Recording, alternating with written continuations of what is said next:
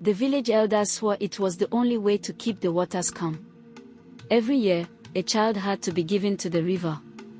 But when a mother refused to surrender her son, she uncovered the river's horrifying secret, and the river spoke back. The village of Umuru thrived beside the great river Olokun, whose waters fed their crops, quenched their thirst, and carried their boats. But the river was not kind. Every year, when the dry winds blew, the elders would gather at the riverbank with a child, chosen by lottery, and whisper prayers as the little one was placed in a small raft and pushed into the currents. For the peace of Umuru, they would say. The child would vanish, and the river would remain calm for another year. No one dared to question it. Until Adunni's son was chosen. Adunni was a widow, her hands rough from famine, her heart full of love for her only child, Kola. When the elders came to her hut, their faces grave, she knew before they spoke.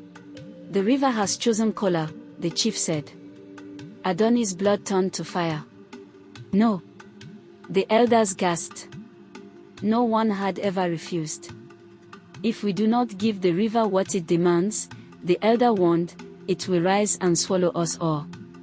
Adunni clutched Kola to her chest. Then let it try. That night, as the village slept, she took her son and fled into the forest. At dawn, the people of Umuru woke to a terrible sound. A deep, guttural growl, like the snarl of a beast. The river was rising. Dark waves crashed over the banks, swallowing huts, dragging screaming villagers into the churning depths. The elders wailed, Adunni has doomed us all. But Adunni was not hiding. She was searching. She had heard stories of an old woman who lived deep in the woods, a woman who knew the secrets of the river. The old woman's hut stood on crooked legs, bones dangling from the roof like wind chimes. When Adunni entered, the woman smiled with broken teeth. You've come to ask about the river, she croaked. Why does it take our children? Adunni demanded. The witch's eyes gleamed. Because it is hungry. But not for flesh. For souls. She leaned closer. Long ago, Olokun was not a river. It was a god, a cruel one. The elders made a pact, give it a child every year, and it would spare the village. But the god does not eat the children. It keeps them trapped beneath the water, forever. Adunni's stomach twisted. How do I free them? The witch grinned. You must go into the river yourself and break the pact. That night, Adunni returned to the raging river, Kola hidden safely in the trees. She waded into the black water and screamed over the storm. Olokun, I come to bargain. The waves stilled.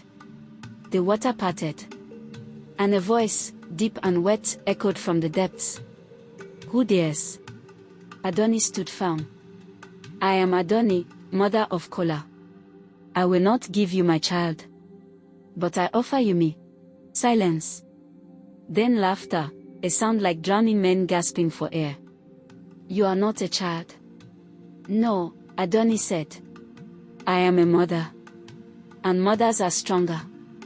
The river hissed. What do you want? Free the children, she demanded. All of them. Or I will tell the village the truth, that you are no god, just a hungry ghost. And they will stop feeding you. The water trembled with fury. Then, slowly, something emerged from the depths. Not a child. Not a god. But bones, dozens of tiny skeletons, tangled in weeds, their hollow eyes staring. The river had been keeping them all along. Take them, Olokun snarled. But know this. The moment your people forget, I will return. And next time, I will take everyone. Adunni gathered the small bones in her arms and wept.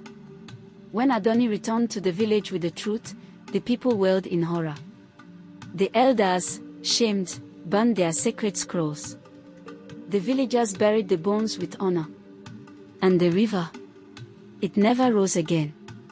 But sometimes, on quiet nights, when the water is a little too dark and the current a little too strong, mothers pull their children a little closer. Because they know. Olokun is still hungry.